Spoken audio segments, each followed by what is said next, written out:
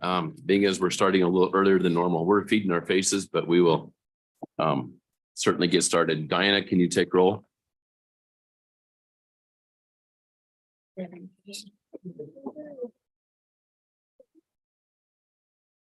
Representative Allred, Here. Representative Andrew. Here. Representative Berger, Berger. Here. Representative Brown. Here. Representative Costin. Here. Representative Lawley, Here. Representative Obermueller, Here. Representative Provenza, Here. Chairman Northrup. Here.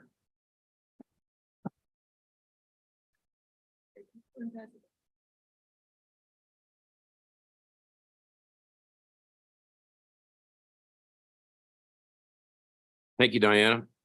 So Representative Yin, nice to have you in our committee. Would you like to walk us through your bill or explain your bill? Thank you, Mr. Chairman. Yes. So, Mr. Chairman, members of the committee, I bring you House Bill 150, Early Childhood Development Special Districts, and ask for your favorable consideration. So members, this is a way essentially for counties to create special districts that help provide or enhance or supplement early childhood development services for their communities. So what does that mean? That could mean a range of things. When we walk through the bill, I'll kind of specify where the parts of things that they can outline, but it does provide pretty wide flexibility on providing childhood services between 0 and 5. So whether that is preschool services or supplementing existing preschool services that exist in the district, all those things are ways that a county and a local community can choose to enhance their local offerings for preschool services for their community. And with that, I will walk through the bill very briefly. The bill is structured around our senior citizen special districts, so something that we've discussed in other bills before. So much of the corporate form of the district is similar to that. And then I'll go through the places where it's different. So page 1 of the bill is the chapter, and then we go through the definition. So on page 2, we talk about early childhood development services. It does say from birth through 8 years of age, and I would ask the committee, if they move forward with the bill, to change it through 5 years. I had some language that I had thought about, but I forgot to actually put into writing about referring to the definition of when kindergarten starts. And I think that would be useful just to make sure that we're not providing kindergarten services, because K through 12 is the state's responsibility, not a special district's. And then we keep going. We talk about electors, voters. And so essentially the residents of the districts are the ones that who are eligible to vote for the district. We're going to page 3. We keep going with definitions on who's eligible to vote. And then on the top of page 4, we talk about how the Special District Elections Act governs the early childhood development special district. So again, this is based on the senior citizen district. So the language in the act, if passed, will be the governing documents, but everything else that's not in conflict with that falls back into the Special District Election Acts. So we'll continue on page 4. So here we talk about how the special district can be formed and how it will go to a ballot, essentially to the electors to decide if they want to form a special district. We go on to page 5. And that's if there's a petition format instead of the Board of County Commissions. So again, this is pretty standard language for special districts formation. Proposed name of the district, the territory of the district. So generally, you know, and someone has asked me this before, and why is it a special district instead of a county? I mean, I think or a county service. I think one of the few places where it makes sense as that wouldn't encompass most of the county would be someplace like Lincoln County, where you could have a Northern Lincoln County special district versus a Southern Lincoln County special district, or other places where you have pretty distinct communities across a county where one community would want it and not another community. Going forward, it talks about what the proposition would look like. So if you look on page 6, it is a not to exceed 2 mill levy. And that again shows up on the ballot, so folks know what they're voting for exactly. Going on to page 7.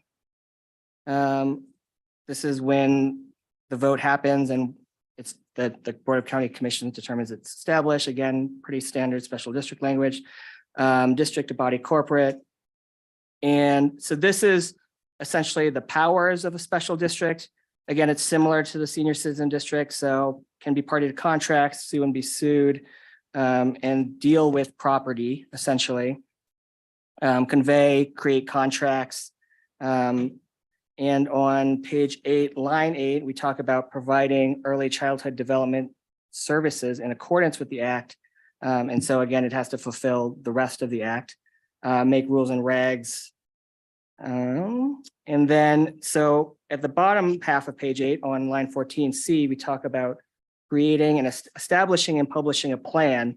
And so that's where the special district defines exactly what it's going to do within its district. So while the act gives it flexibility, the bill gives it flexibility, the district still needs a plan so people know exactly what's happening in their community, and that it's not going to be any more or less than what's outlined in their plan. So we talk about early childhood development services to be provided by the district. So the district itself could provide services, and who would be eligible to receive those services from the special district, as well as on page 9, 2 and 3, providers that will provide early childhood development special services in the district. So that's one where it could be supplanting existing providers that exist in the district and contracting with them to provide services in the special district. And then number 5, I think, is similar to Speaker Summers's bill, where you could provide direct financial aid to persons in the district. So again, it's a special district. It wouldn't be a state grant, but similar to Speaker Summers's bill, the district itself could be providing need-based or merit-based grants to folks in the district. And then again, plan has to be published so people know what the district exactly does and complies with state and federal law on page 9. It is a board of trustees. So we go into 9. It's an elected board of trustees. Again, similar to the senior citizen district, 3 members, 2-year terms, and then you have an offset to 4-year terms, and then there'll be 4 years thereafter. So they're 4 and 4 offset by 2 years. Or sorry, rather 3 and 2 members with 4 years each offset by 2 years. And then again, how do you register as a candidate for the board of trustees, et cetera? That goes on page 11, page 12. Page 13. Again, no changes from existing senior citizen district that we have, and how vacancies are filled, as well as oath. Going on to page 14, page 15. So there's officers of the board of trustees, and again, these are the responsibilities of the board of trustees in our existing senior citizen district. We go on to page 15. It talks about how collection happens. And then page 16, again, it is 2 mil, up to 2 mils on the valuation. And it's again, based on the what the county commissioners say as the levy to fulfill the existing purposes of the district. So I believe in other special districts, and maybe someone can correct me if I'm wrong, there's a budget submitted, and then the county commissioners assess the levy up to 2 mils, which is the one that's approved by the voters to fulfill the expenses required by the district. And then we continue basically back on page 16. The district on line 18, the district may provide directly or contract for the provision of early childhood development services. And then a little bit of description on page 17 on what contract, just to make sure that there are details within that contract on how providers provide services and how the funds are expended from the district. And then page 17 and 18, again, just it's another piece of conforming language on the taxation rate that it's not to exceed 2 mils. And that is the bill, Mr. Chairman. Hopefully I didn't go too fast, and I'm open for any questions. Thank you, Representative Yin. This is, of course, a voluntary for everybody who decides to put a district in, correct? Correct, Mr. Chairman. It is a district that can only be formed by a ballot measure that gets presented to all of the members of what the district boundaries could actually be. So it would have to be optionally taxing yourself to provide these special district services. Thank you. My next question is do you envision that there's districts, if so formed, would work with the local school districts so that the children have a lineation on how they're being prepared for education? Mr. Chairman, I think in many of our communities do work very closely with our school districts, and I don't see how this would be any different. And I think because it is a real progression from that early childhood into K through 12, it does make sense to partner with our existing school districts as much as possible within these special districts. And they can contract with services through the district as well, as long as they're providing the services that the district can pay for. Very good. Committee questions. Go ahead, Representative Allred. Thank you, Chairman. Representative Yin, you and I have had this discussion, so would you explain to all of us how this is going to work with the existing child development centers that are throughout the state? Thank you. Go ahead, Representative Yin. So thank you, Mr. Chairman. So we have existing childhood development centers in many of our communities, and a lot of them provide preschool services and preschool developmental services. And this is here with the ability to supplement those services. So if those CDCs exist, I imagine our communities all have close collaboration with them already, and so do our counties. And I'm pretty sure my county as well directly funds them.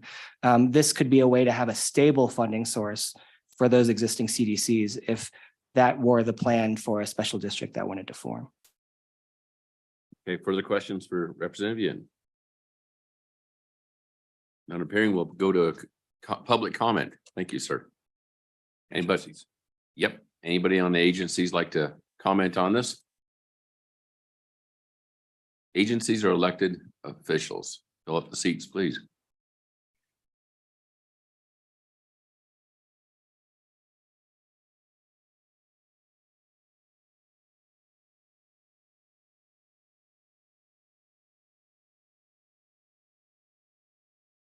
Mr. Chairman, members of the committee, Roxanne O'Connor, Support Services Senior Administrator for Department of Family Services. In the latest news, it sounds like you already have a little bit of information that I was going to provide. There, when we were reviewing this bill, there was potentially some question in regards to whether or not if providers under a special district were to become part of a special district, if they would still be considered a licensed entity or a licensed provider, because entities that are supervised by governmental entities or by school districts by statute right now are exempt. And so we received clarification from the sponsor that it was not the intent to not license these facilities, and we provided some suggested language to provide clarification within this bill to make that clear so that it wasn't up for interpretation. And I believe you have that language. If not, I can read it right here. I think for public record, would you please read that so that everybody's aware of what's going on? Sure. So our suggested language would start on page 9, adding F, that would say any provider included in an early childhood development special district shall be considered a child caring facility pursuant to Wyoming Statute 144101 A6, unless otherwise exempt under Wyoming Statute 144102. Any questions on that? Would anybody on the, I'm sorry, yeah. Do you have any more comments? No, I stand for questions. Thank you, Mr. Chairman. Thank you, Ms. O'Connor. Does anybody on the committee have any questions for Ms. O'Connor? Okay, thank you. Thank you. Would anybody on the public like to comment on this? Oh. Come on up.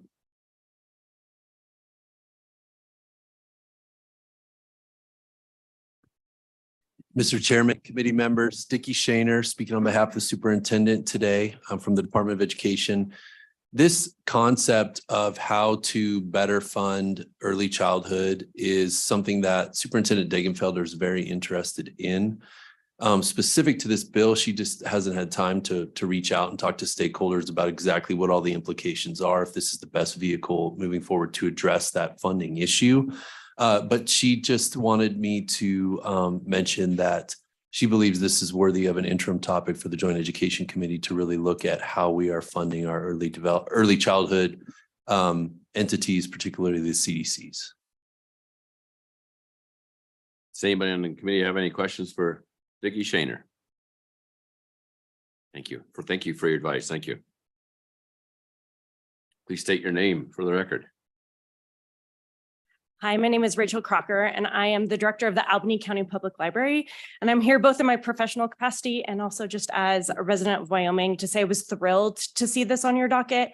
In Albany County, we have been lucky enough in the last 6 months to be working on our own early childhood development initiative using county ARPA funds that we are able to get. And in just 6 months, we've been able to pull together about 10 to 15 organizations and 20 committed individuals who are actively collaborating together to figure out how we make a stronger safety net collectively for our 0 to 5 kids. And I think that right there is just a testimony to the power of having that funds. I mean, $115,000 in our pocket is actually not a lot of money, but it's enough to bring together a lot of stakeholders in the community to get really creative about how we can work together. So I was thrilled. I'm clearly not an expert on the mechanisms and the impacts of those, but just thrilled to see the state considering how we best support our 0 to 5 and their caregivers. I think COVID really taught us that they truly are our most vulnerable. We, even within our own library services, we lost connection with several years of families because we weren't able to connect with them in those early childhood development years. So thank you for your time. Thank you. Anybody have questions for Rachel? Thank you, Rachel. Thanks for making comment. Anybody else like to make public comment on the bill? Going once. Oh, go ahead. Please do. Step right up. If there's anybody else, just please come up and have a seat. And we'll keep And progressing along. We've got quite a few bills to work through, and education's not known for cranking bills out quickly. So real quick, Mr. Chairman, you have 3 people online with their hands up for this bill. that'd be great. Thank you. Mr. Chairman, members of the committee, my name is Rebecca Hazelton. I'm the director of the Wyoming Women's Foundation. And I'm here today to say we support this bill because childcare is so important to our mission, which is helping women achieve economic self-sufficiency. And primarily, I just wanted to point you all to a resource that was put out by the Wyoming Community Foundation, which we're a part of, in their 2022 Kids Count report. And it was on the availability of childcare in Wyoming and identifies childcare deserts of the state. So 34% of our communities are considered childcare deserts. And those are defined as either there's no licensed childcare providers or more than 3 times as many children under the age of 5 as licensed care slots.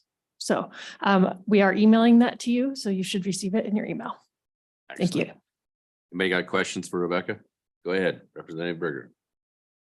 Mr. Chairman, thank you, Rebecca, for being here. Quick question.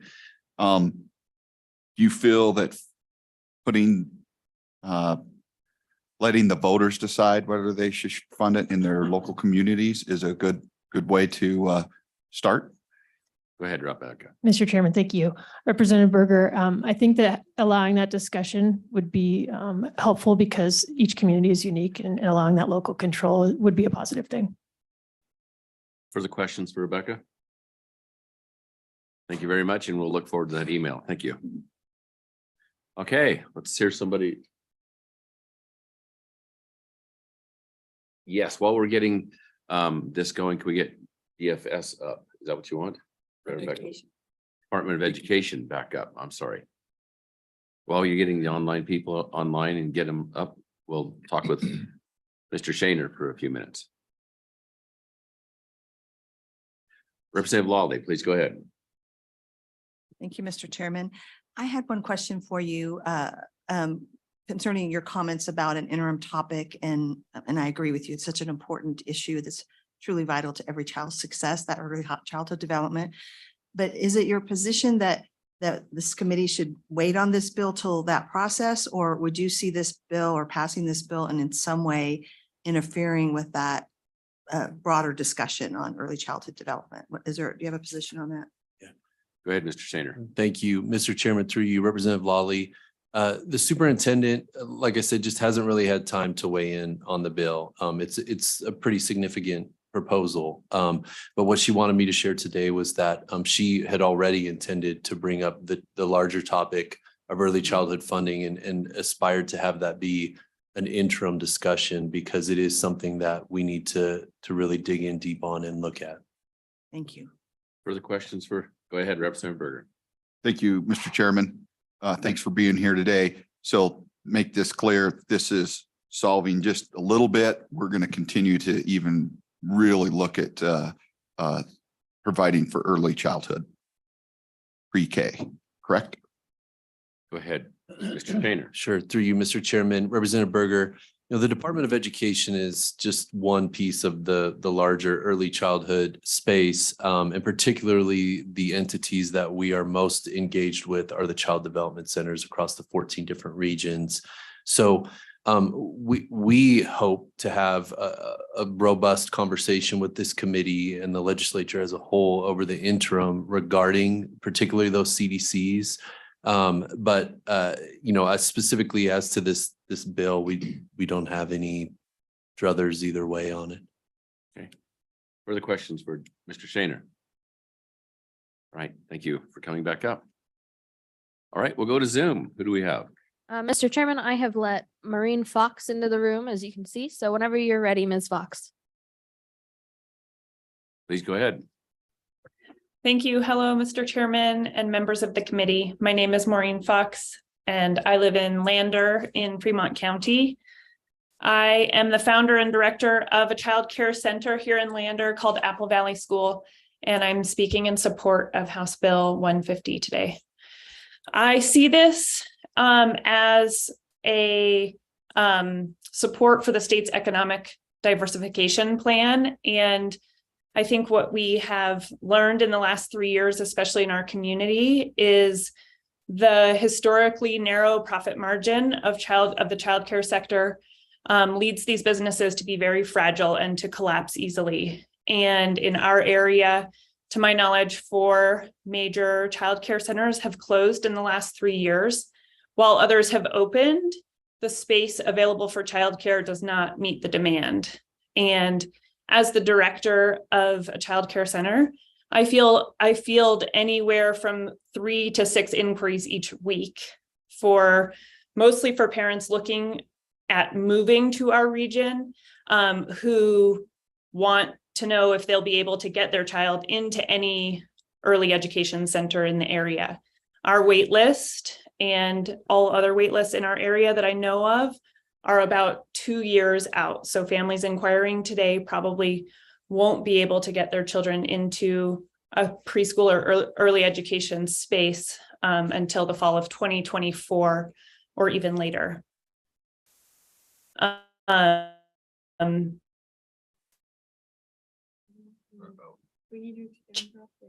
Child care and early education, I think, are attracting new companies into our area, expanding our workforce is all but impossible for those professionals and tradespeople who are also parents. And given that the majority of brain development for children happens before age 7, early education is critical for young children to become active, engaged, and curious students further down the road. So parents are, of course, looking for robust early education programs in any community they choose to call home. I support this bill because, as I see it, it simply lays the groundwork to help build infrastructure to stabilize and support this essential service. It is not the golden ticket to the childcare industry being stabilized, but it allows individual communities to make early education and childcare a priority as they see it needed in their region. Thank you, Mr. Chairman and committee members. I stand for questions. Thank you, Ms. Fox, for joining us by Zoom.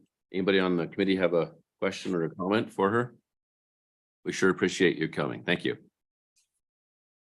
Whom do you have up next? I have just let Natalia Macker in. Please go ahead. Thank you, Mr. Chairman. members of the committee. My name is Natalia Macker. I am a Teton County Commissioner, but today I'm testifying on behalf of myself as the parent of 3 very exuberant boys. 2 of my children are currently in early education programs, and one of my children has needed special education and occupational therapy services as an infant and toddler. I know many of you have likely heard stories of what it's like to try to access affordable, high-quality care, so I will not share all the details of mine as it is very similar to others. In my time as a commissioner and as a parent, which have completely overlapped, I've come to understand that the challenges facing our early education sector and workforce, in addition to the challenges facing families, parents, and employers, and I know that we have to all work together.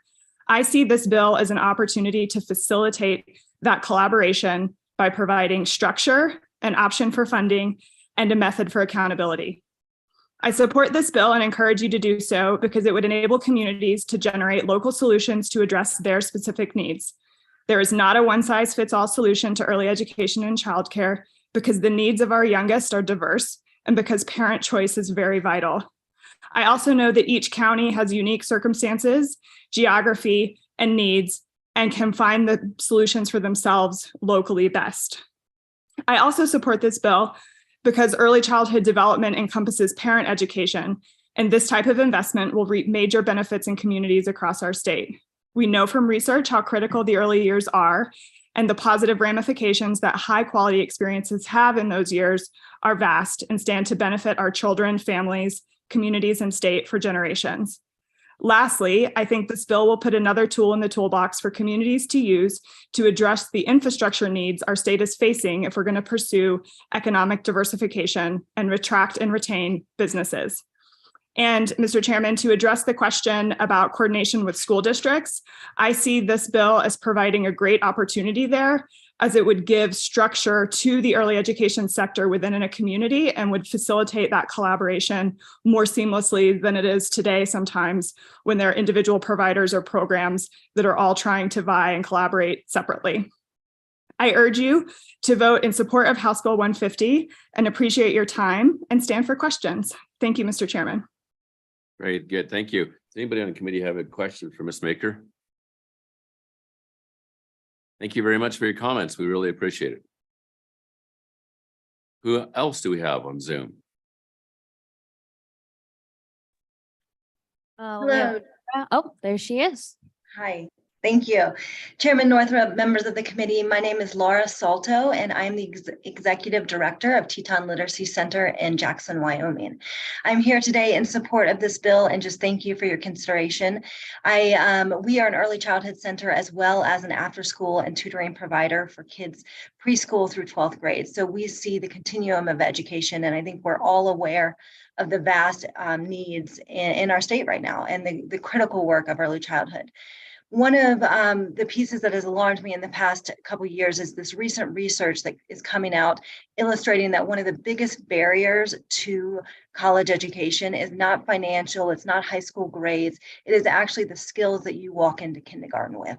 And that just illustrates the immense need for some sustained funding for early childhood education. And I think this is such an incredible step. I echo all the enthusiasm that has happened in the testifying today. And I just wanted to really testify from the lens of K-12 education that we see the impact of early childhood, and that, you know, when kids come to us for tutoring or intervention work, one of the first questions we ask is, did you have preschool experience? Did you have early childhood education? And it really matches up. So I just urge you to vote in support of this bill and ask you to consider how we can, provide sustained funding and planning for early childhood. And I think one of the greatest things about the special districts is it puts that choice in the hands of the counties. I stand for questions. Thank you for your time. Thank you, Ms. Salto. Anybody on the committee have a question? Comment? Thank you for your comments. We really appreciate you zooming in. Thank you. Have a great day. Thank you. Do we have anybody else online? Both Nate Levinson and Laura Pearson are online, but neither have their hand up. However, Rebecca Steinhoff has raised her hand, so I'll let her in. Okay, let her in and If you could make this short, we got two other bills we'd like to get onto.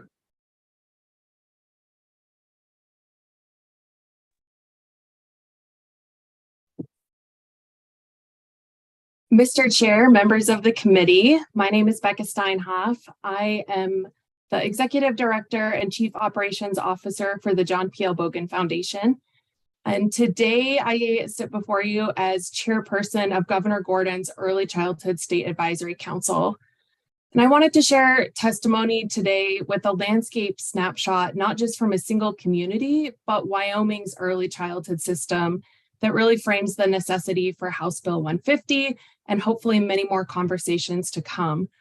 So there are 39,500 children aged 5 and under in Wyoming. 67% of those children have all available parents in the labor force. Even if each of Wyoming's 608 licensed childcare facilities were filled to capacity, 27.6% of children wouldn't have access to a childcare program. That gap widens in our rural communities where 41.2% of children live in families who cannot reasonably access formal childcare. The families that are able to find a slot for their children will pay a market rate of $9,990 per year for an infant and $8,910 for a 4-year-old. Wyoming families with 2 young children spend 22% of their annual income to access a childcare and early learning program. Importantly, these prices reflect what programs are charging families in Wyoming for childcare. They are significantly lower than the estimated cost of providing that care. Wyoming doesn't formally distinguish between daycare, childcare, and preschool programs, nor the quality components that might differentiate them.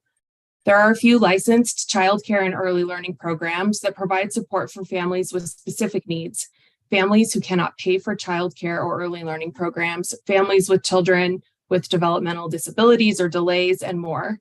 And these programs who receive federal or state funds are positioned to ensure higher quality experiences, especially educational ones for children and families. At first glance, these programs look like they might be a thriving business model. If we look deeper, we see that childcare and early learning programs operate on budgets with razor-thin margins. Childcare centers in Wyoming report spending 77% of their monthly budgets on personnel expenses. Even still, lead early childhood teachers in Wyoming earn $29,200 per year. Assistant early childhood teachers earn $24,200 per year. 20% of staff in licensed childcare centers in Wyoming report holding a bachelor's degree or higher. In reality, childcare and early learning programs persist despite decades of market failure. Families cannot afford to pay the true cost of childcare, and programs cannot provide quality when prices lag well below what is necessary to execute it. Furthermore, it's difficult to pay for quality early care and education without defining it. This committee has heard that childcare and early learning programs legally operate because they abide by regulations and licensing standards. These regulations provide a baseline standard. They are primarily focused on protecting children from harm rather than on advancing child development and early learning. The regulations and standards are critically important to children's well-being, but they do not address the comprehensive nor developmental needs of young children.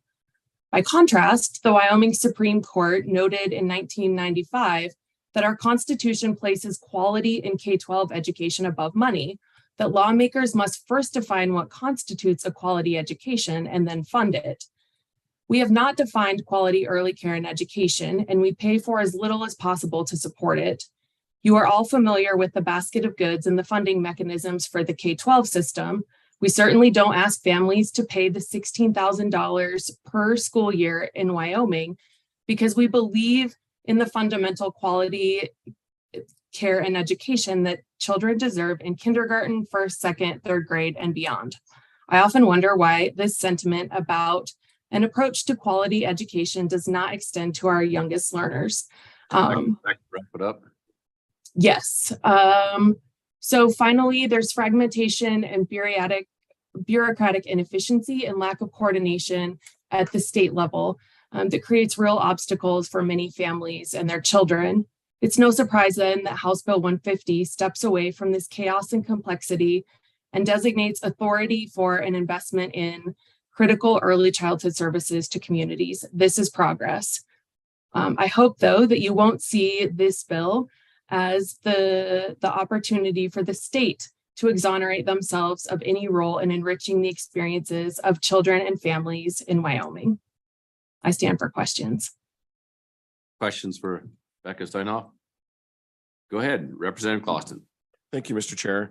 The impression I'm getting is that everyone's in favor of this bill and the idea, but maybe we're not quite ready for it. We need to coordinate a little bit more between the state and the legislature and the governor's office. Is that your feeling right now? We just need a little more time to work through this? Go ahead, Thank you, Mr. Chair, Representative Costin. I think that communities are ready to do some great work on behalf of the state. I think that I am concerned about how the state would support communities in doing that work, or how we would take lessons learned and use that to inform future progress at the state level. So I think from my lens, communities are ready to do this. I think the state still has a role in the future in figuring out how to improve either coordination and ultimately the impact and benefit of services for children and families in the state. Further questions for Becca? We sure appreciate what you've done for the state and El Logan Foundation for everything they've done. Also, we appreciate you very much and pass along our thanks. Thank you. Thank you. All right, anybody else want to comment on the bill? Nate Levinson has been let into the room. Right, we're gonna have to start wrapping this up because we got to get going on another bill.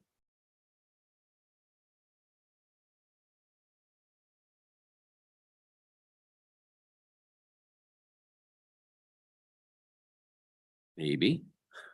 Mr. Levinson, whenever you're ready, you are in the room and can go ahead and unmute, turn on your camera if you're able.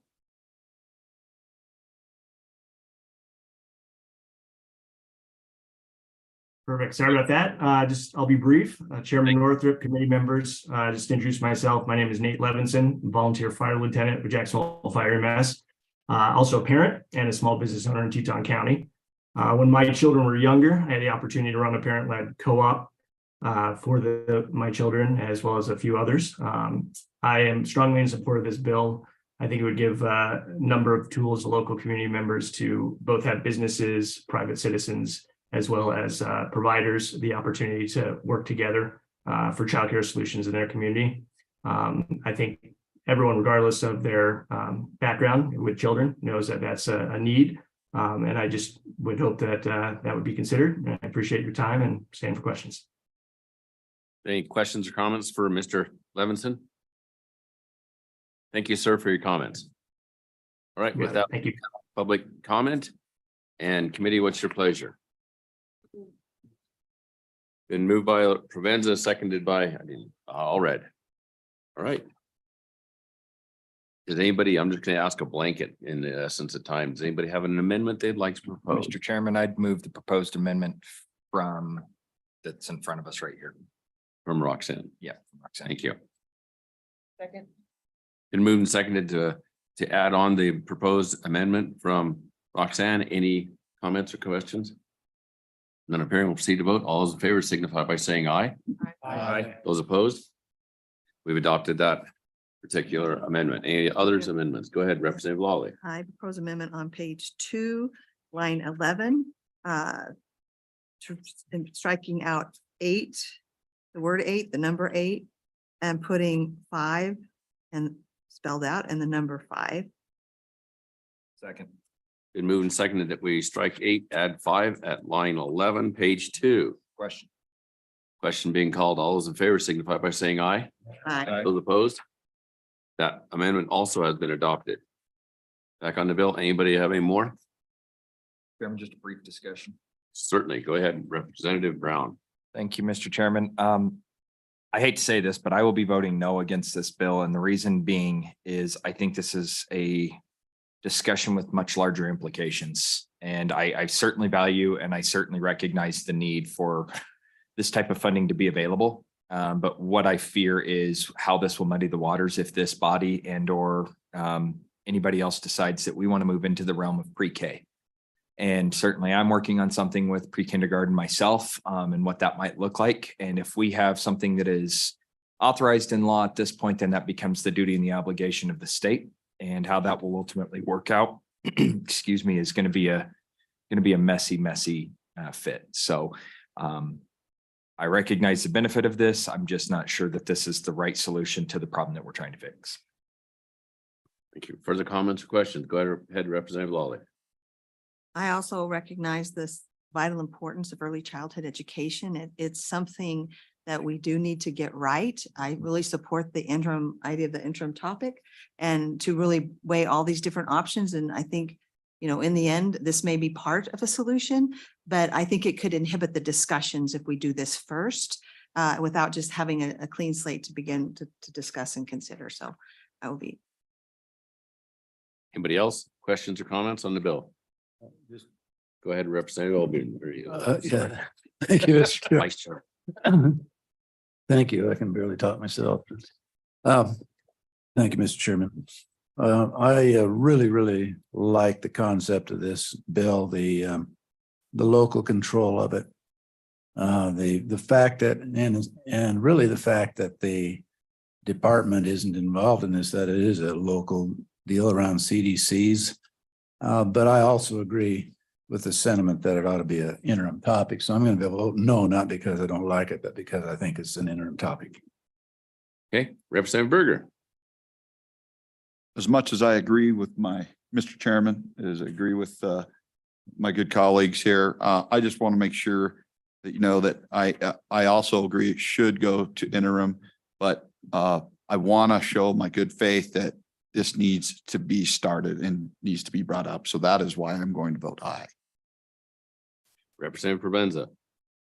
Thank you, Mr. Chairman. I also, can appreciate the sentiment shared by members on this committee. What I will say is, even if, it'd be great to have it as an interim topic and continue the conversation, my concerns are always, sometimes we don't get what we want. And if we go into the interim and for some reason, we don't get to have the discussions in the way that we need to, then we come out of this with what, right? I want to be able to have something, at least if we're going to move forward. And we're realistically, we're not going to have this on a ballot next year, even if this is available this summer. I think there's time to get other things done if we find that in the interim before this becomes a bigger issue. And I would argue that right now it is messy already. Like, there's a lot of things that we need to consider. So we're gonna have to do a ton of work. We're gonna have our elbows deep in this issue. And I'm willing to do that work. I'm excited to do that work. I hope we get the opportunity, Mr. Chairman. And I don't think passing this is going to infringe on that ability. All right. Anybody else? Question being called. We'll proceed to vote. Diana, go ahead. Okay, Representative Allred. Aye. Representative Andrew. Aye. Representative Berger. Aye. Representative Brown. No. Representative Clauston. No. Representative Lawley. No. Representative Obermueller. No. Representative Provenza. Aye. Chairman Northrup. Aye. It's 5 ayes and 4 noes, so do pass with amendment. I stabbed on both sides. I think you Okay. agree. There's blood gushing out of me. Representative Obermueller, would you like to make a comment on your bill? Yeah, thank you, Mr. Chairman. I think in the interest of time and deference to the other bills, I would like to withdraw my bill from consideration today. Thank you, Representative. That's House Bill 203. So we will move on to House Bill 283. We're going to take just a short break because I have to go wash my hands, and I'm sure I'm not the only one. So 5 minutes. Just give me 5 minutes.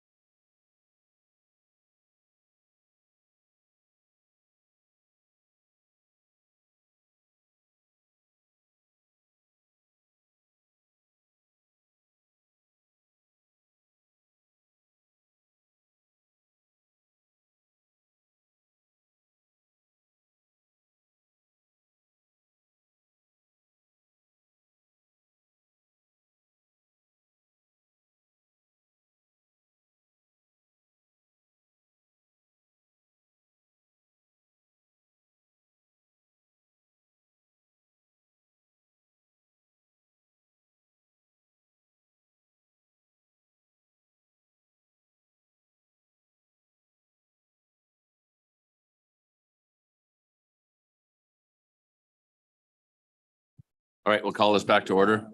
We're on House Bill 283. Representative Knapp, would you like to walk us through your bill? Mr. Chairman, committee, thank you. I present to you today Bill 283, promoting obscenity educational exemption amendment. And before I walk through the bill, if I could, I'd like to give a kind of a background as to why I brought the bill, and then give a brief explanation of the change in the Great. in the Do bill. that. Okay. Mr. Chairman, this bill I brought because, like many other communities, we have issues with basically two sides.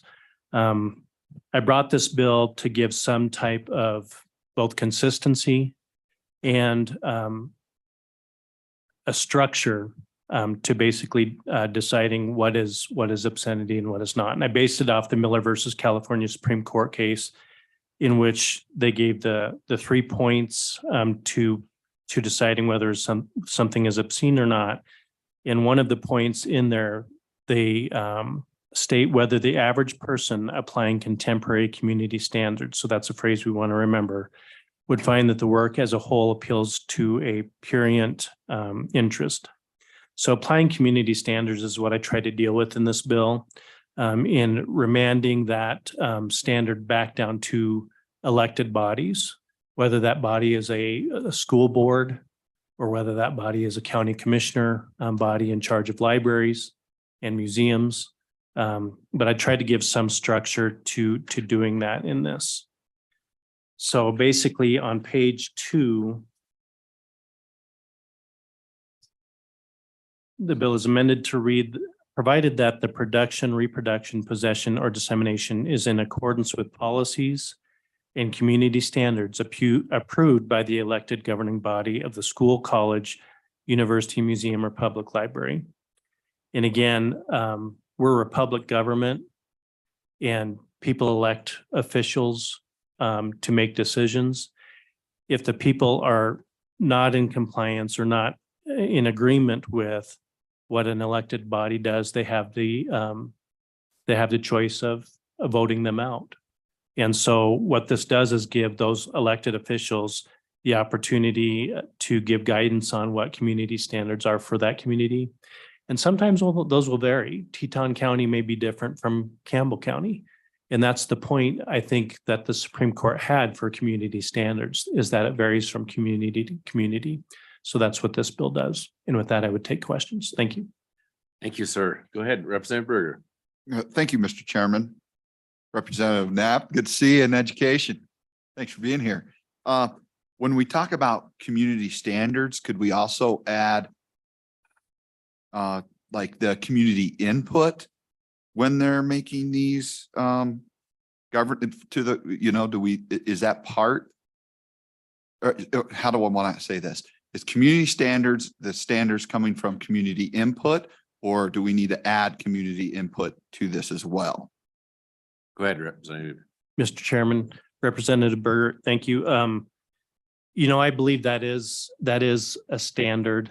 For instance, in our community, talking to Representative Clouston, the school board already has policy concerning obscenity. I know the library is working on policy for their books considering that, and they do allow public input in that regard. So yes. Representative Knapp, I just point out that in the university, the governing body is appointed by the governor. So there's one thing we need to fix. And most museum and public libraries or boards are also probably appointed by some other governing body. So we need to get appointments in there. That'll be one of my amendments I bring to it. Hey, anybody else have a question or comment? Representative Lawley. Thank you, Mr. Chairman. Representative Knapp, you have the term museum in here, and some are private museums. And so are you really contemplating just museums that receive public funding, or public museums, publicly owned museums, or are you intending to regulate a museum that would be a private museum? Go ahead, Representative Knapp. Representative Lawley, good question. My bill basically deals with publicly funded and museum boards typically in publicly funded are appointed, as Mr. Chairman pointed out, by county commissioners. Go ahead, follow up. I don't see that the bill clarifies that at all, that it really doesn't say it, that term museum in particular is just sort of thrown in there. I think you could say maybe it's implied, but it doesn't seem to me to be clear the way that you know, the four corners of the bill that would tell us that this would only apply to a public museum that has been appointed, a public board has been appointed to. And that's a pretty significant thing in my community because we have a very nice private museum in my community, which, and the way I read this bill, it would affect them. And that's a real concern to me. Mr. Go ahead, Chairman. Representative Knapp. Representative Lawley, I certainly would accept a friendly amendment to the bill that would clarify that for you. Definitely the bill is just made to kind of provide more structure to public entities. Go ahead, Representative Brown. I just want to point out, I've got to just support what Representative Knapp is saying. It's current statute that museum is in here right now. And so I think it's probably just an oversight, but as in drafting process, they take current statute language and put it in with the new statute language. So I think it would be, it's a good catch, but not on the side of, you know, intentional bringing. So. Okay. Do you have further questions, Representative Lawley? Yeah, I do. Thank you, Mr. Chairman. So in the cases where school boards, for example, our local school board, Washakie County one, they do have processes for review of, challenging of material. How does this bill, what you're envisioning here, impact what already exists? Are you asking them to do something more than they're already doing, or is that in your mind satisfy what it is you're asking to do in this bill? I'm honestly confused about that. Go ahead, Representative. Now, Mr. Chairman, I think what this bill is designed to do is give cover on both ends. So if you're an employee in a school district, let's say you're a teacher, and you're following school policy, it basically makes you exempt. So I think it's designed to help both arguments of if I want something changed and I go to the policy of the commissioners or a school board and find that somebody is not complying with that policy, that would also apply. And so I think it's designed to do both on both sides. And obviously, when you're going to change policy or create policy, whether it's a school board, museum, or library, public involvement is paramount to that. But ultimately, it falls on the elected board, and then if the public's not happy with that, you have the option of voting those people out. go ahead, Representative Clauston. I probably need everyone's help working through this. So I know that the Wyoming Constitution says, you know, the legislature cannot say what books school districts must use. Does this in any way say what school districts then can't use? I mean, is it limiting textbooks in any way? Representative Knapp. Mr. Chairman, I believe because there's obscenity laws at the federal level, and we already have in statute obscenity law at the state level. This just gives the opportunity for that to be what I view as remanded down to local levels, because community standards to me means on a local level. And in testimony and in other bills concerning this, that's what I heard consistently with the Library Association and things like that, is to let that be a local decision on a local level. And so I don't think it changes obscenity definitions at all on a state statute basis that exists currently, but it allows for those local level entities to basically take those standards and then apply their own definition on a local level as well. Representative Obermueller. Thank you, Mr. Chairman. This isn't my area of expertise in some of this language, so your amendment includes the term in accordance with community standards. Who decides those? Are those written policies? How do those get developed? Go ahead, Representative Knapp. community standards, to me, mixes the definition that currently exists federally, currently exists statewide. And then I would apply those if I were an elected body of county commissioners or school board members, I would take some of that definition at the state level in writing my policy for the local level. But again, the difference is it may vary from board to board or from school district to school district in different counties. Culturally, and this is the problem with obscenity laws, right? Is culturally what may be accepted in one community or having one standard may be different in another community. And I think this takes into account that difference. But there's a basic standard at the state level. And I think any community writing their own policy, even taking into consideration the community standard or the culture, would apply that state standard. But this language that I used basically came from the Miller versus California case with the Supreme Court, where they actually used the term community standards. Thank you. Anybody else have any questions or comments? All right, none appearing, we'll proceed to take public input. It's 1:13. I'd like to get to the other bill, so we're gonna spend 10 minutes on those against and 10 minutes on those for. So against first, please. Regulate your time accordingly. Who's my stopwatch here? Okay, thank you. All right, state your name.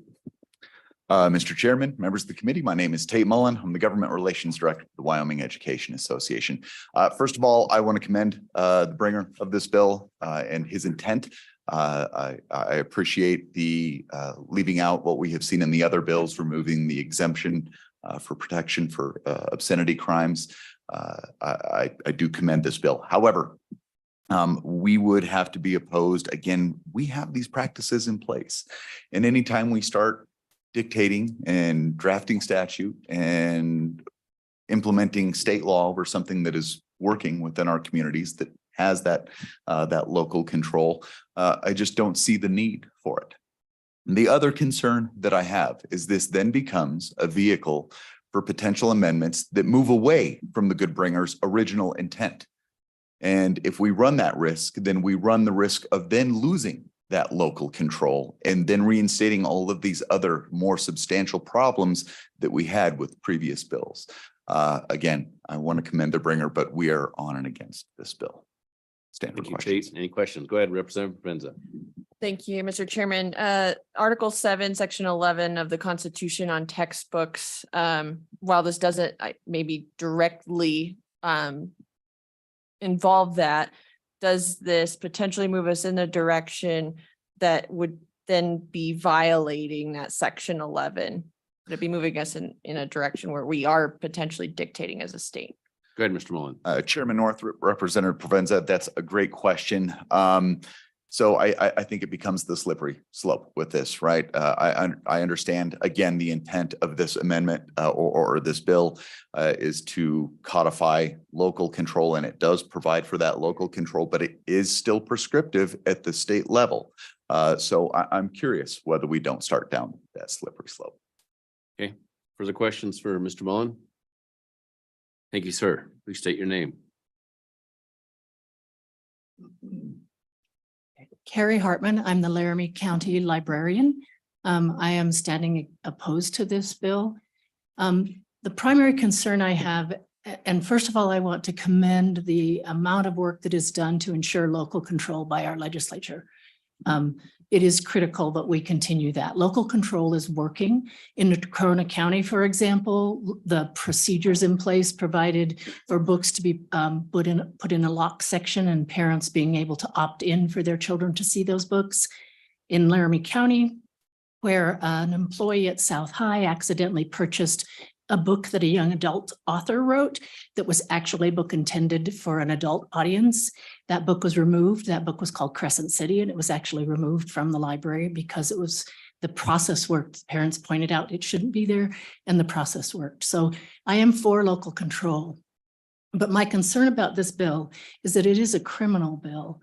And I don't think the law would be able to be applied fairly and consistently when you are looking at having that local control. So one school district could have a teacher that takes this action, and because the board policy is detailed enough, they now could be tried criminally. A school district in the next county that doesn't have that detail in their policy, a teacher could do the exact same action and would not be tried criminally. So that is why I think this bill should not be voted for. And I think that we have other ways that we can address this locally in our communities. And I stand for the question. Thank you. Any questions for Carrie Hartman? Yes, go ahead, Representative Brown. Thank you, Mr. Chairman. In the realm of being a public library, you see everything from tiny kids coming in to people coming to use your library for many other reasons. My question directly is, do you guys have a policy in place that prohibits children from getting into an area where they maybe shouldn't be? Go ahead, Ms. Hartman. That is the parent's responsibility. If a parent does not want their children to read a book or be exposed to a book, they should be with their child in the library. As a parent, that's what I did with my children. My children didn't check out any books unless I saw what they were. I would regularly check their library record to make sure that I knew they were reading what I wanted them to read. I think that is the parent's responsibility, and it is unreasonable to think that any employee in a library could be watching a child so closely that we would know what they were checking out or what they weren't checking out. That's just not feasible. Thank you. Further questions for Ms. Carey? Thank you very much for your comments. What time? 5 minutes. 5 minutes left. Go ahead, sir. Thank you, Mr. Chairman. My name is Conrado Saldivar. I am president of the Wyoming Library Association, here to oppose this bill on behalf of our membership. As has already been mentioned, public libraries are not governed by elected officials. They are governed by appointed boards. That leaves that issue up for questioning, although it seems like there might be an amendment to clarify that. Furthermore, it's unclear who would set the community standards policy if this legislation conflicts with existing statutes. So contemporary community standards are very vague, and this bill does not say contemporary community standards. It just says community standards. So as community standards set by elected representatives can shift depending on which candidates win their elections. Libraries could be subjected to an ever-shifting pendulum of which works would be allowed and which would not be. With this, Wyoming libraries purchase both physical and digital materials locally, but share them statewide. Requests for interlibrary loans and downloads of ebooks are currently patron-driven without library staff intervention. Since community standards may vary, this may create legal issues for libraries if a patron accesses materials considered obscene locally, but not in the community of the purchasing library. Just thinking about the county library systems and the community college libraries who all share a system, that's 31 community standards librarians have to know about and be able to interpret without living in those communities themselves. And as has been mentioned, local policies are already working. Campbell County Public Library did move 2 books out of the young adult section into the adult collection. And Trona County did the same with 2 books, moving them into an opt-in policy. Ultimately, these policies are in place, they're working, they already have that determination by local control, and we will support our librarians in continuing their work. This time, I can stand for any questions. Any questions for Mr. Salvador? Thank you for your comments. Go ahead, sir. Good afternoon, Mr. Chairman. My name is Andrew Schneider. I am the Director of Operations with the Wyoming Arts Alliance. I'm also a member of the Colorado Wyoming Association of Museums and the chair of the board of the Nicolaysen Art Museum in Casper, Wyoming. The Wyoming Arts Alliance and our State Museum Association have objected to other bills on this topic during this session. We have not taken a formal position on this bill. However, I just want to echo the previous sentiments of the speakers and add that we see this bill as unnecessary and not accomplishing anything that is not already existing in statute. Thank you. Thank you. We're still at 2 minutes on opposed. Go ahead. There we go. Hi, my name is Rachel Crocker. I'm the director of the Albany County Public Library. I'm also the vice chair of our WILD governing board. WILD is our board that libraries in Wyoming operate as a state consortium. We have a single catalog. We share resources. Chairman Northrup could check out a book here in Laramie County and then return it at his home library. And we would send those back and forth. We share resources across the state. This bill introduces some confusion with those community standards. For example, if This Book is Gay, which has been discussed in similar bills, if This Book is Gay was banned in Campbell County, but not banned in Albany County, I am particularly unsure of what would happen if someone were to interlibrary loan that book from Campbell County and then from Albany County. Are one of us in a violation now of this obscenity laws because we have those different community standards across counties? This law to me opens up a lot of confusion about what might happen and really disrupt that amazing consortium that we have amongst our state libraries. Very good. Thank you. We still have some time left for opposed. Anybody opposed? You have one online, Mr. Chairman. That'd be great. Let's hear it. Let them in. Marcy Shaver, whenever you are ready. Okay, hi, my name is Marcy Shaver. I thank you, Mr. Chairman, for allowing me in the room. I am the Wyoming State Director for American Atheists. We stand opposed to this bill because obscenity is a personal observation, not one that can be set by someone else. And kids who are looking for information and afraid to ask their parents about need to be able to find it in their libraries. Their librarians are the ones most likely to know who's asking for what information and be able to get the books necessary to answer them with factual information. The kids are going to go somewhere for it. And then one other testifier mentioned that makes this amendment sort of makes things at the whim of local elections and could create a fluctuation in the available books and could, a slippery slope thing, lead to outright censorship of a lot of things. So I would leave this in the hands of the librarians and the local boards. It's working. And that's all I have. Thank you, Marcy Shaver. Thank you for your comments. And that clears up the waiting. All right. So we'll close the opposed side of it, and now we'll open up 10 minutes for those who are for this bill. Please go ahead. Good afternoon. Thank you, Chairman and committee, for letting me speak. Hello, my name is Kathy Sigliano. I am representing myself as a mother of two boys here in Laramie County School District 1, and I am also the local chair for Moms for Liberty. I am in support of this bill, and I urge you to vote aye. I support this bill to be left to the hands of our local school boards and districts, but I think there needs to be a definition put on to be considered what would be considered obscene, and they can work together with each district's public input and using that as a guidance moving forward on what would be appropriate for children to have access to our school libraries K through 12. Thank you. Thank you. Any questions for Marcy?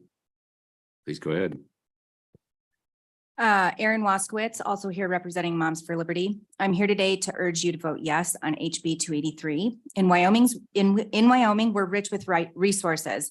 However, it seems that our most precious resource has been overlooked, our children. Currently, our children are being exposed to potentially damaging material through our public education system. We're not talking about public libraries or museums. I'm specifically talking about public school libraries. Unfortunately, this potential damaging hazard isn't drugs, asbestos, or radon, because if it were those potentially harmful substances, our most precious resource would be protected. Instead, the potentially harmful substance is what some might argue as ambiguous or difficult to define: obscene material or pornography. Psychology Today states that over 68% of our adolescent population report viewing pornography. They go on to say that exposure to pornography has been linked to permissive sexual attitudes and dominant or aggressive sexual behaviors. I realize that the internet is rich with this content. However, parents send their children to schools trusting that they will have their best interests in mind, yet our trusted adult officials are allowing this material to be available to minors. With this potentially harmful substance being found in our Wyoming public school libraries, shouldn't something be done to protect our children? I'm going to read a very short excerpt from Crescent City by Sarah Moss. The nice librarian that spoke previously was incorrect. It can be found in Central Library or the Central High School Library here in Laramie County. We just checked.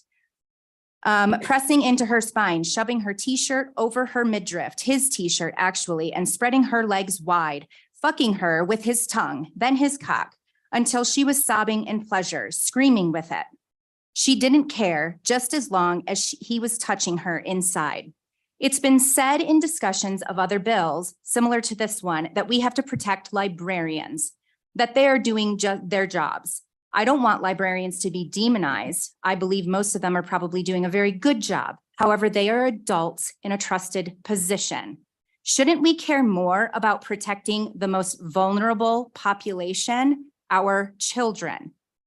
This bill is a good step in the right direction. However, I do feel that it could be stronger. I think it should be amended to require school districts to define obscenity within their community. Currently, our school district has not defined it. This is not working at every local level. And I'm not sure that the way this bill is currently written will provide accountability for that. Please amend the bill to say the elected governing bodies must define obscenity standards by July 1st, 2023. Thank you. Thank you. Questions for Erin? Go ahead. Good afternoon, committee. My name is Brooke Bolgren, and I am a resident here in Laramie County. I'm speaking in support of this bill today. It's something that our school district, especially here in Laramie County, could definitely use. I've been a part of, I guess they call it a request for reconsideration of library material for a book here in our district. And it's been a very long, drawn out process. And the final outcome of that, they determined the book would stay. Also learning throughout the process, the only concern they had with the book was whether it was procured properly. Our procurement processes in our district, they're not policy, they are administrative regulation, which we've also found out is a guideline. They can change those, the district can see which way they want to do things. So it's not necessarily a policy. So having a policy in place at the district level for them to have to define, this is appropriate, this is not. I've continually asked for that from our district. What if this isn't inappropriate, then what is? And they cannot give you an answer. And so that's terrifying, but this would allow each community to have their own standards of what is appropriate for their community. That's going to be great for families. It's a win-win for both sides. Because if I'm moving to a different community and I see that their community standards it's a free for all for everything, we don't consider anything obscene, that's going to be alarming for me as a parent. But if I move to a community and I see that they've got strict standards that this, and this are what are obscene, I'm going to be more comfortable with that. And another thing I would like to mention is this is not going to be a complicated thing for school districts. They already use this type of content filtering on their internet access. I got a copy of what our content filtering is within our district, and I went through and I highlighted each word or phrase that was either defined, depicted, however it was in the book. And that page was nearly covered in highlighted remarks, because if they were to access those things on the internet, it would be fine, or it would be blocked and they would be flagged. And there's potential for them to be in trouble for searching for those things. Yet when they can access it on in the library, it's perfectly fine. One other thing to mention about another speaker that's talked about the Go Wild. I was the parent here in our district that discovered that on my daughter's second grade iPad that they had sent home for snow day, I could get onto the Go Wild app, and it took 2 clicks within that app to get to a list of books that says, read a banned book, which is fine, but it's intermixed with Junie B. Jones, Goosebumps, and also 50 Shades of Grey right on my second grader's iPad. I couldn't read the whole book unless I signed in, but I could read the first 3 chapters because they do let you read a sample. Immediately, once I let the school district know, they blocked that site from our district iPads and computers because it violated their content filtering. But they don't ever want to define that in the library. So I believe this is a great bill and a great step to help out the parents and the school districts. And I would agree with the amendments. I think we could narrow that down to just specifically schools or public entities. That way there is less confusion. The more precise we could be, the better. And with that, I'll stand for any questions. Thank you. Brooke, anybody got a question for Brooke? Go ahead. All right. Representative Penn. Thank There's you. 3 minutes, 2 minutes, 49 All left. right, thank you, Chairman. Thank you, committee. I actually had not planned on testifying today, so I apologize if I sound jumbled, but as I'm sitting here listening to testimony, what came to me is the phrase abundance of caution. For the previous couple of years, we have been locking down our country, our households, our schools in effort to be abundantly cautious, to protect ourselves from something harmful. I would say let's use an abundance of caution here. Some people are saying, well, we can't define obscenity. There are studies, and once again, I didn't come prepared, but I can easily provide them, and I don't have internet access right now. But the American Psychological Association put a study out that said early sexualization of our girls increases their rates of mental health difficulties, eating disorders, depression, those sorts of things. We sit in these committees and on the floor, we debate about the declining mental health of our students. And we wonder what we can do. This is what we can do. We can stand up and protect our children and use an abundance of caution. The CDC lists on their page risks of increased risk for sexual predation. Early access to these types of materials is on those lists. I would urge an aye vote for this bill. Questions? Go ahead, Representative Provenza. Thank you, Mr. Chairman. Representative Penn, in the APA cited paper, you mentioned the study that was done. What was the percentage of those children that witnessed that pornography in a library? Go ahead, Representative Penn. Thank you, Chairman. Representative Provenza, like I said, I don't have it in front of me. I don't have an answer for what the percentage is. It doesn't delineate where they saw it, the fact that they see it, and if they have access to it in a library, which is paid for by taxpayer dollars, I think is unwise. All right, further questions? Representative Ward, wrap it up. You got 30 seconds. Thank you, Mr. Chairman. I just have a very quick statement. I find it instructive and interesting that those in opposition to this were very much in favor of local control yesterday when they testified against my bill, HB 87, but today they're against local control. So they were for it before they were against it. Just like to point that out. All right. Go ahead, Representative Provenza. Representative Ward. I just have a question. So this bill currently, while is local control, it's not delineating any further local control because we already use these standards and this practice. Go ahead, Representative Ward. Thank you, Mr. Chairman. Some boards, particularly my local school board back in where I come from, are not following their own policy. All right. We're going to close down public comment. Okay, committee, I was gonna ask what's your pleasure on the bill, but if you want to comment, you can. Committee, what's your pleasure on the bill?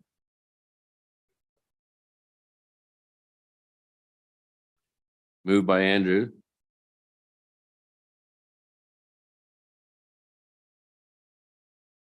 Nobody gonna second it? All right. That bill, oh, I don't know what the exact word is. Chairman, can you tell me what that is when the bill Dies for lack of second. dies for lack of second? There we go. Okay. That puts us on to House Bill 194. That's a book.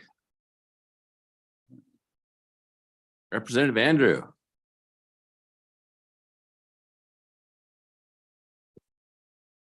Good afternoon, Mr. Chairman. I don't think I've ever been in front of my own committee before, so it's always fun. Kind of interesting.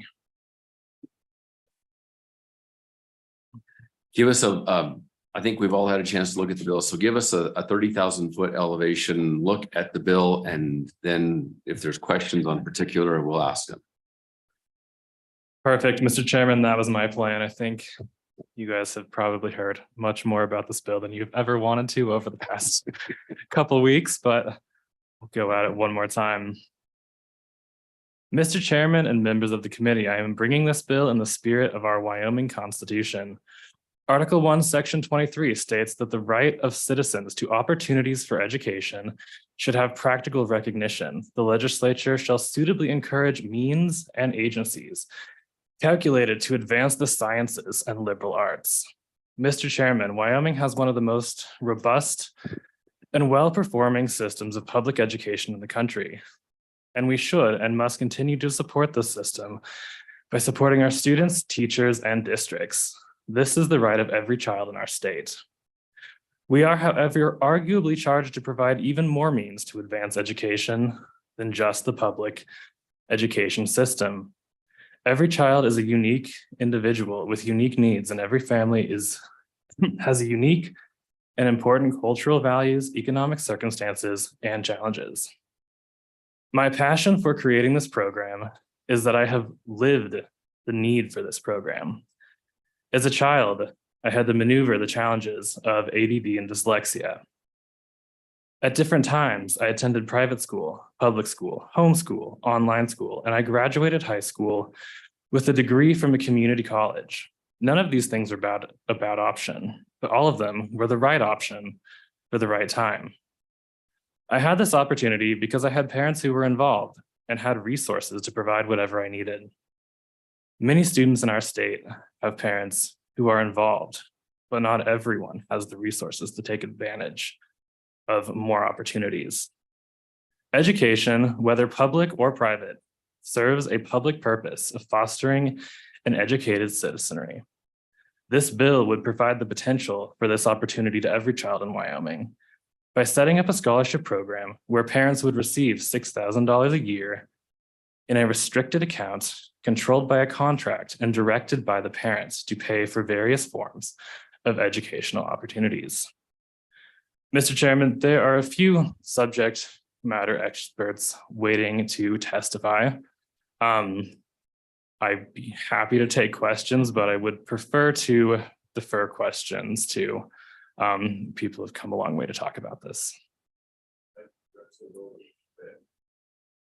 Thank you, Mr. Chairman. Maybe I wasn't listening as carefully as I needed to. Where does the money come from? Go ahead, Representative Andrews, I'm sorry. Mr. Chairman, this would be a good time to mention my amendment before we get to public comment. Actually, currently the bill is funded by a general fund appropriation of $30 million to start the program. And then the funding on an ongoing basis comes by diverting some of the under the cap mineral royalties that we send to the school foundation program to this program. If this program isn't used, those monies would tip back into the school foundation program. And if it is used, it actually presents in the long run quite a cost savings and a stabilizing factor to the school foundation program, because $6,000 is less than the average value of an ADM. The amendment, however, that I'll propose once the time is appropriate, strips all of the funding from this and kind of leaves it as a shell bill with $150,000 appropriation, so we can set up an exploratory committee to essentially study the rules and regulations that we need to put around this and give us time to get everything we need for the program in order, and also sunsets the bill if we do not reach $20 million in funding. There's also the potential left in the bill for exploring private funds and donations. Okay. Other comments? Go ahead, Representative Clausen. Thank you, Mr. Chair. Representative, would these schools be academies? They're private schools? I mean, they're not a public school, so how would we describe these schools? Go ahead, Representative Andrew. Mr. Chairman, there would be an opportunity to use this money for various different things. It could be private schools. It could be tutoring. It could be buying curriculum and computers. it could pay for tuition to go to a community college. There is a list. And I will direct you to it.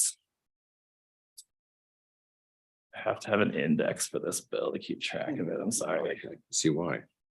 Oh, thank you. Outline. Starting on page 7, Mr. Chairman, let you all quickly read through those if you would like.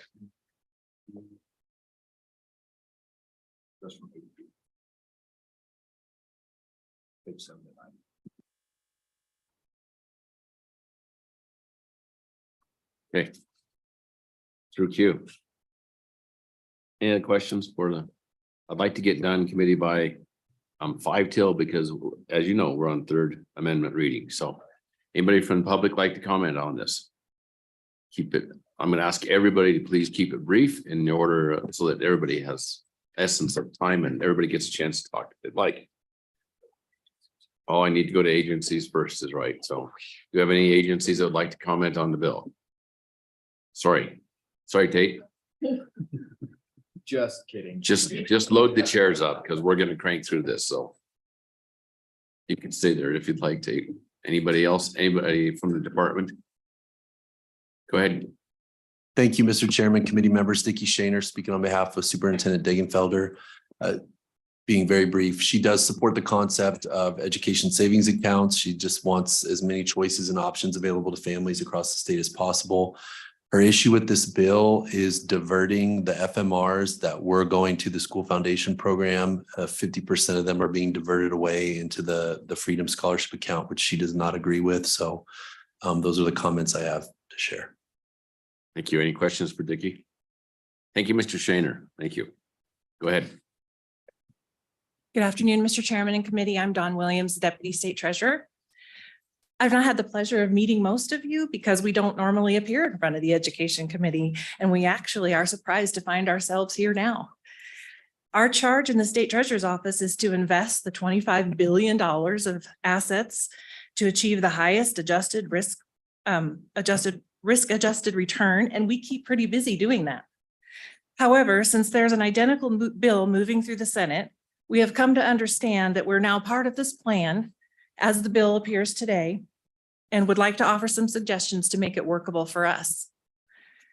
First, because we do not have expertise in education, we respectfully ask for a position and authority to expend up to $157,500 for salaries, benefits, and support costs. And Mr. Chairman, before I go further, I am addressing the bill as the way that it is and not according to the amendment that Representative referred to. And that would be for the 15 months that are remaining in this biennium. We need this person to spearhead this project, first by creating an RFP for a consultant. Upon selection of a consultant, this consultant would help us formulate rules as required on page 32, line 18, which, just as a point of reference, conflicts. There's may language about rules on page 21, line 14, and then there's shall language about rules on page 32. So we would recommend that those two things be reconciled. The consultant would also assist us in preparing an RFP to select an administrator of the program, because Mr. Chairman, we are not situated to be able to do that in the Treasurer's Office.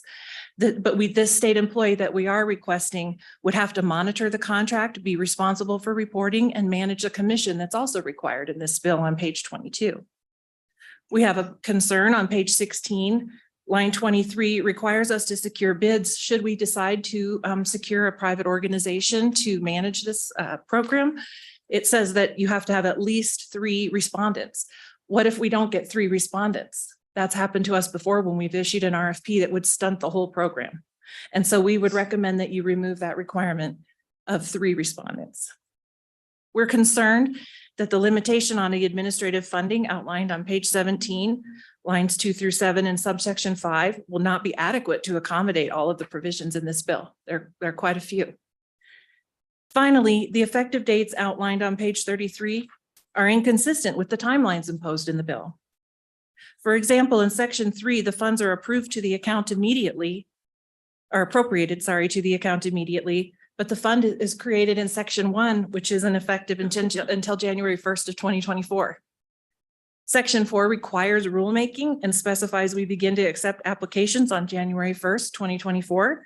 But the authority to hire an administrator is also in section 1 and isn't effective until January 1st of 2024. This is simply not possible. Respectfully, we would request you make the entire bill effective immediately.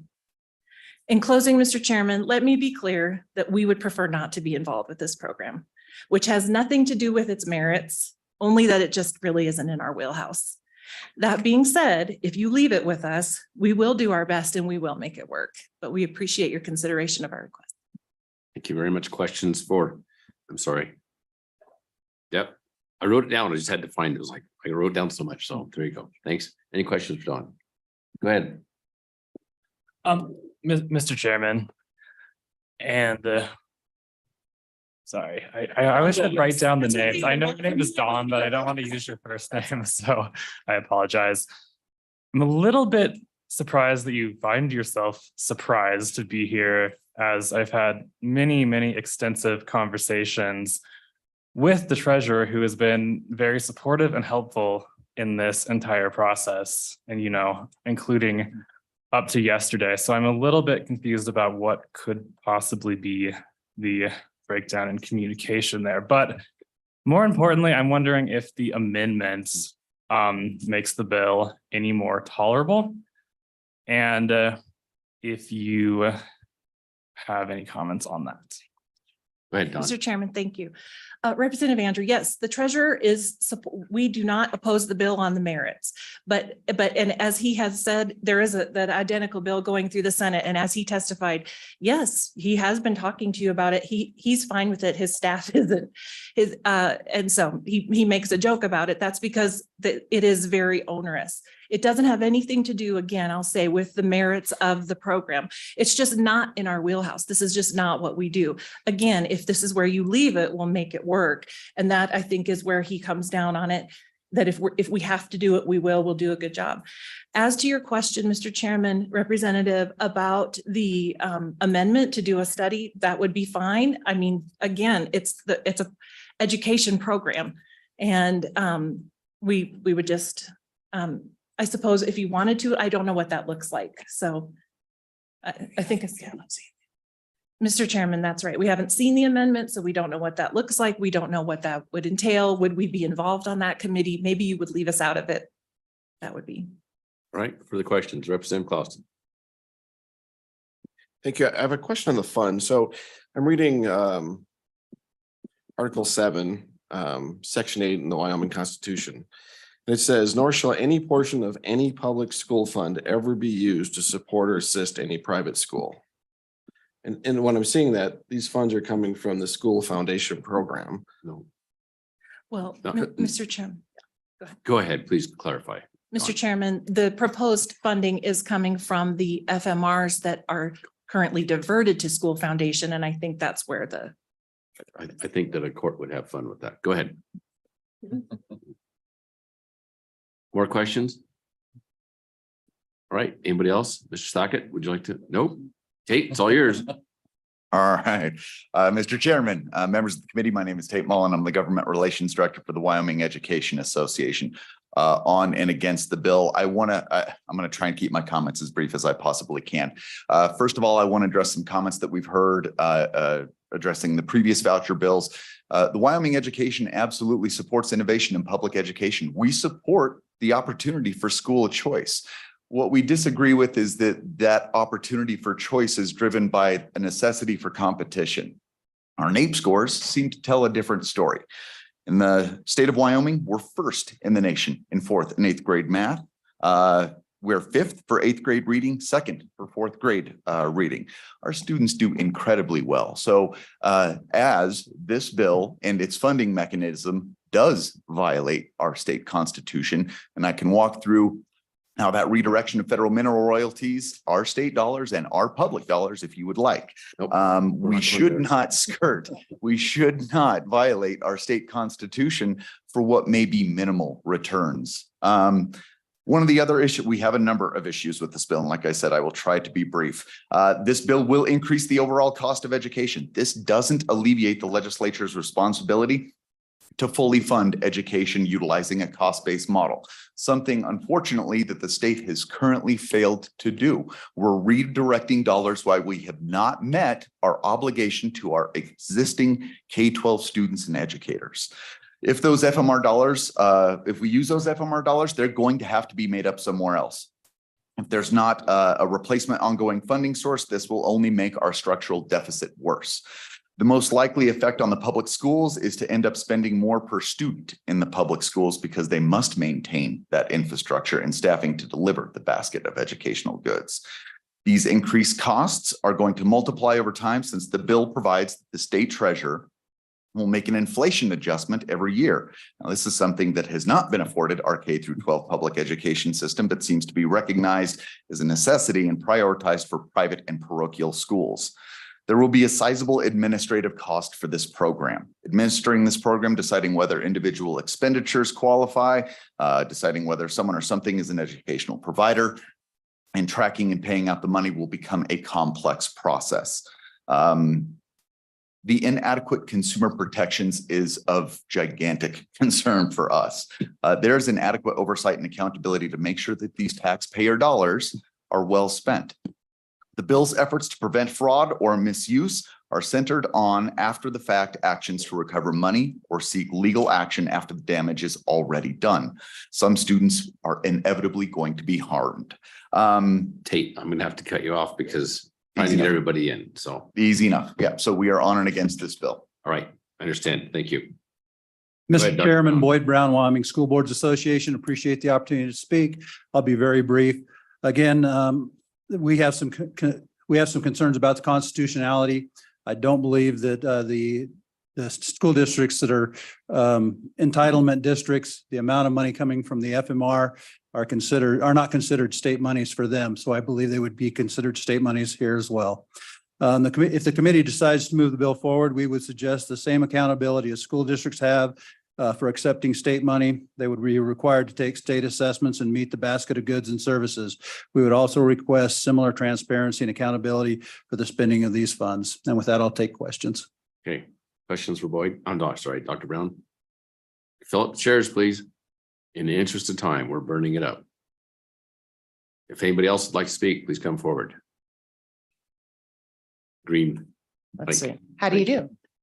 My name is Leslie Heiner. I'm the Vice President of Legal Affairs at EdChoice. We're a national foundation for now well over 20 years. We educate people about the value of educational choice programs such as this and how to get them done, in a constitutional manner as well. Personally, I have 36 years advocating for school choice. I have over 20 years of experience supporting the litigation in state courts, federal courts, and before the U.S. Supreme Court.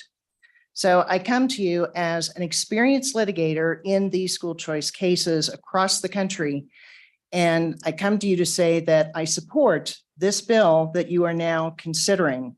It has been very carefully drafted to ensure that the funding for public schools is left undisturbed and that it meets the four squares of your constitutional obligations. Representative Andrew has done a yeoman's job in making sure of that at every point to make sure that the public education system as it currently exists is left protected and intact, and this bill does that. You have an obligation under your constitution to fund public schools, and this derived from the time that the Wyoming Territory was applying to Congress to be a state.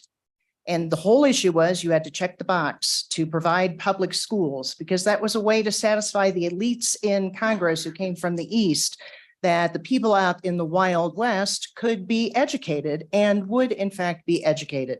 That is your obligation that you agreed to a long time ago, and nothing about this bill changes that obligation. But that's not your only obligation. You also have another constitutional obligation, which is to uphold the right of citizens to opportunities in education. That those opportunities for education must be given practical recognition, and the legislature shall suitably encourage the means for citizens to exercise this right. Ms. Heiner, may I interrupt you? Does anybody else want to speak? You have some individuals online, Mr. Chairman. Okay, because we have like 4 minutes left. We have to get through this bill, so. Would you let them in the room so we can get ready? And even get them up on the screen so we can jump right into it. You got 30 seconds. Okay. So to achieve that obligation that the legislature has under the Constitution to allow citizens to access their right to opportunities in education, this ESA bill does that. And I think it's very important to understand that even though your public schools are serving children, they're serving children well, they are certainly not serving every child. It would be an absolute travesty to assume that they were. Children learn differently. And for all those children who need to learn those courses that are required under the prior legal rulings in this state, you need to understand that some children need a different environment to be able to learn. Thank And you, Ms. Heiner. by That's- turning this bill back, you would turn your back on their opportunities, their constitutional rights, which is your obligation. Thank you, Ms. Heiner. Go ahead and tell us who you are and your position. Are you on me? Laura Pavey? It doesn't make any difference. Hi. Sorry, my name is Laura Pavey and I am in support of this bill. I think that it's a great way for the money to follow the child. Megan Dinglefear spoke this summer while she was going for her election about school choice. I agreed so much with her about that. This is a way for the money to this is a way for the money to go and follow the child. As a mom who pulled her children from the school district and now I'm homeschooling, this would be a huge benefit to help us create a better education at home by being able to buy science projects and so forth. So thank you for your time, and I urge you to vote aye on House Bill 194. Thank you, Laura. Next, please state your name and could you let somebody else in the room, please? My name is Marcy Shaver. I'm the Wyoming State Director for American Atheists. And to us, this looks like an attempt to do an end run around the Wyoming Constitution and funnel money into parochial schools. That's all I have. Any questions?